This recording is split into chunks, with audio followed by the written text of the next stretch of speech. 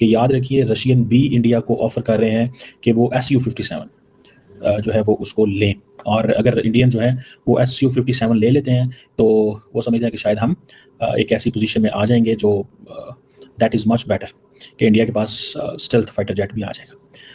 अरे यार खुदा के लिए ये कब तक चलेगा? लेकिन सर ये तो वाजे हो चुका है। यहां पे दोस्तों बहुत बड़ा ऑफर आया है रूस का भारत को, और ये जो जहाज है बड़ा खूबसूरत सा, दिस इज Su-57E। इसके बारे में बात हो रही थी, काफी समय से बात हो रही थी, और अब जाके रूस ने भारत को फाइनली ये बोल दिया है कि भाई देखो ऐसा है, हम तुम्हें ना सिर्फ ये जहाज देंगे, हम तुम्हें पूरी सो इट मींस कि अगर Su-57 western air defence system के खिलाफ काम कर सकता है तो इसका मतलब ये है कि ये इंडिया का जो चाइना के खिलाफ भी काम कर सकता है। ये मैं आपको बड़ी यहाँ बात बता रहा हूँ। सो ये जो जिसे कहते हैं ना wide range of guided high accuracy weapons जो हैं उसको डिप्लॉय करने की काबिल है। ये कोई छोटा मोटा जहाज नहीं है, इंपॉर्टेंट जहाज। हमारा फोकस जो है वो भारत की कारकर्दगी पे नहीं होना चाहिए, पाकिस्तान की कारकर्दगी पे होना चाहिए, बहुत उम्दा और पॉइंट। पाकिस्तान के जो हदफ हैं इस सारी सफारतकारी से उस पे होना चाहिए। ये अदानी और अंबानी को तो पकड़ के लगता है उनकी चटनी बनाती है। अदानी की तो वो कोई ऐसी चीज़ है जो अमेरिकन को होती है ना, एक खास चटनी होती है, किसी इलाके की पसंद होती है, कहते हैं चटनी मंगाओ, यहाँ से केचप मंगाओ या भुर्ता मंगाओ, भुर्ता उसको अदानी का तो भुर्ता बना दिया उन्होंने। थोड़े दिन बाद अदानी ग्रुप जो है ना उसका भुर्ता, ये वो अदानी ग्रुप है जो दुनिया भर में बंदरगाह नहीं बनाता फिर आता, हैफा में बंदरगाह बना दी मैंने, ये कर दिया मैंने, वो अदानी ग्रुप का कच्चूमा निकल गया पिछले। क्या नक्शा है? Pakistan, Afghanistan, Myanmar, central Asia Hindustan का हिस्सा है।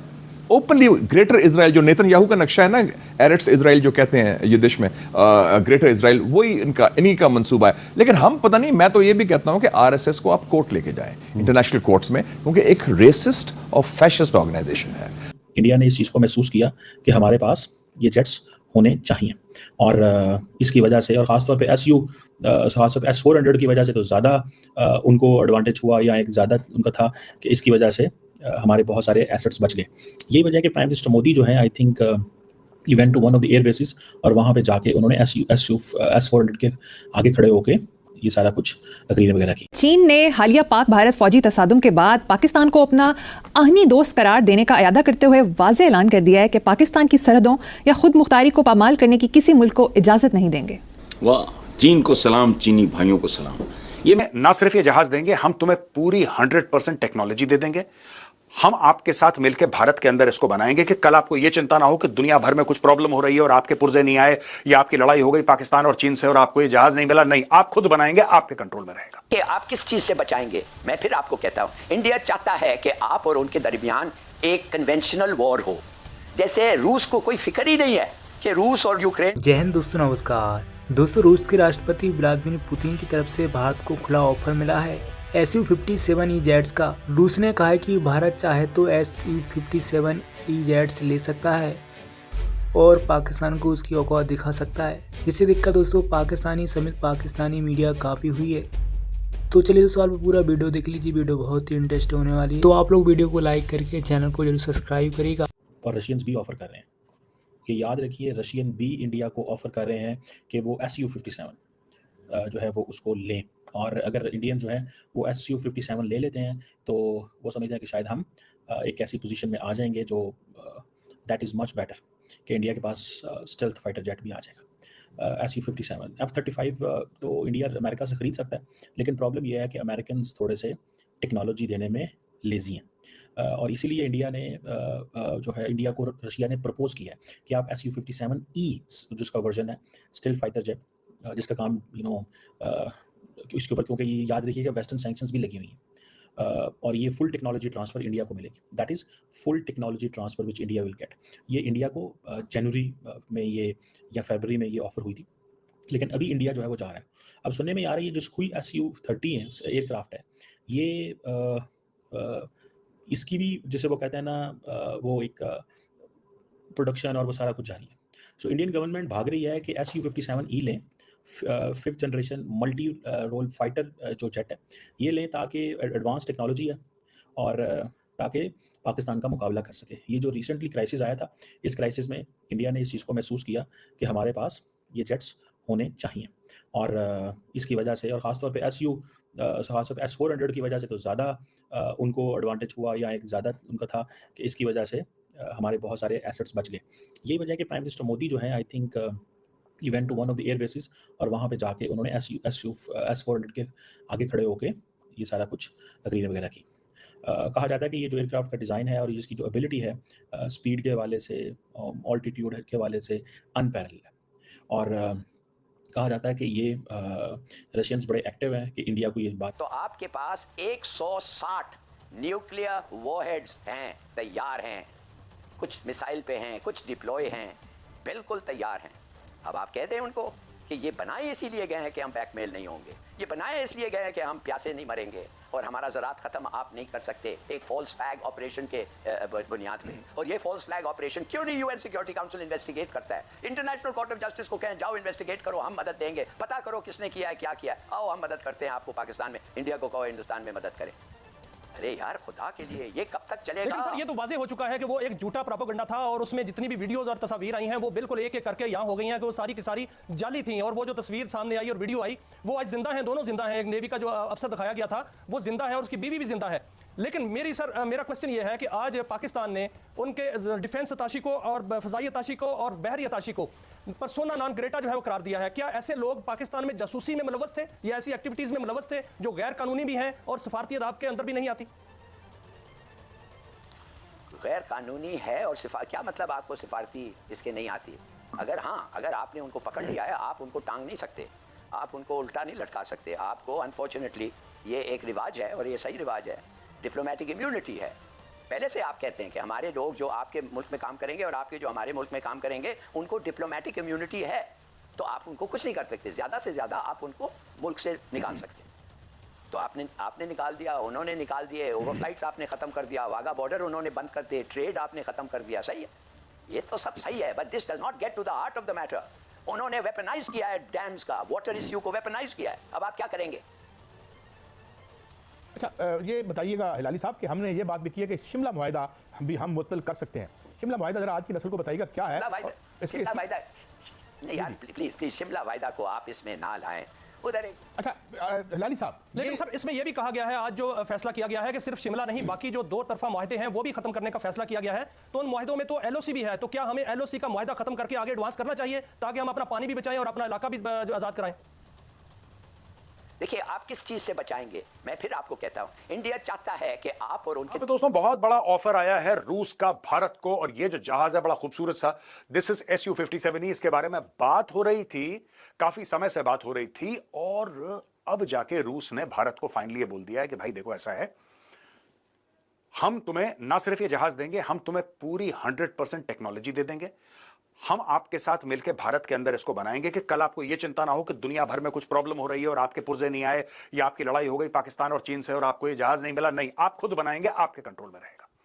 इस जहाज का नाम है SU-57E। इसका नेटो का कॉल साइन है फेलन। अब देखिए साहब, रशिया ऑफर्स, ये द हिंदू ने कवर करा है, Russia offers SU-57E to India including production and transfer of critical technology.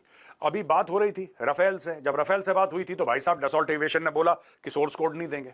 तो भारत में बड़ा गुस्सा था कि यार हमने उस समय राफेल खरीदा जब वो राफेल की कंपनी लगभग बंद होने वाली थी, कोई पूछता नहीं था उसको।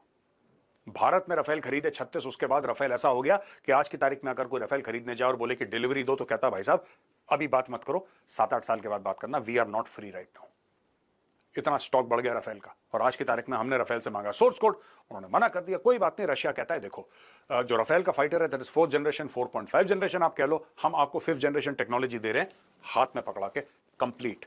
सोर्स कोड चाहिए, डन। स्टेल्थ टेक्नोलॉजी चाहिए, डन। इंजन की टेक्नोलॉजी चाहिए, डन।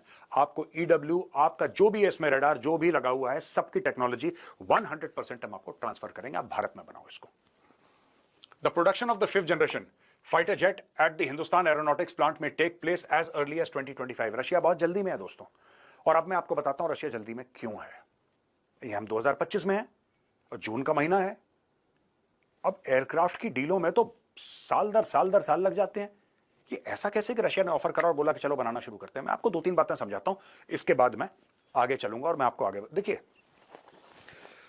रशिया को दोस्तों एक बहुत बड़ा ऑर्डर चाहिए।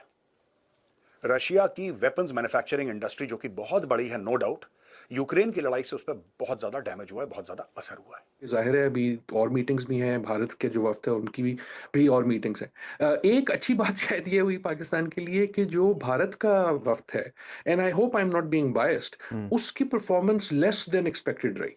अच्छा, एक ख्याल वो ये था कैसे? कि शशि थरूर जो है वो ना सिर्फ एक सीनियर सियासतदान है भारत में, लेकिन उससे पहले उन्होंने बहुत वक्त गुजारा है यूनाइटेड नेशंस में। एक वक्त वो सेक्रेटरी जनरल के कैंडिडेट भी थे, तो बहुत एक्सपीरियंस लाते थे। तो सोचा ये जा रहा था कि शायद he will bring a lot of heft, लेकिन वो हमें नजर नहीं आया। कुछ उनकी एज भी नजर आती है, वो इन कंपैरिजन टू पाकिस्तान का वफ्द और भी ज्यादा नजर आती है कि पाकिस्तान का वफ्द जो है वो कहीं ज्यादा एनर्जेटिक नजर आता है, कहीं ज्यादा यंग नजर आता है, कहीं ज्यादा फोकस नजर आता है। तो ये तमाम चीजें जो हैं मेरे ख्याल में ये जाहिर है। हैविंग सेड दैट, और अब अजीब लगेगा ये सारी बातें करने के बाद, हमारा फोकस जो है वो भारत की कारकर्दगी पे नहीं होना चाहिए, पाकिस्तान की कारकर्दगी पे होना चाहिए, बहुत उम्दा और पॉइंट। पाकिस्तान के जो हदफ हैं इस सारी सफारतकारी से उस पे होना चाहिए।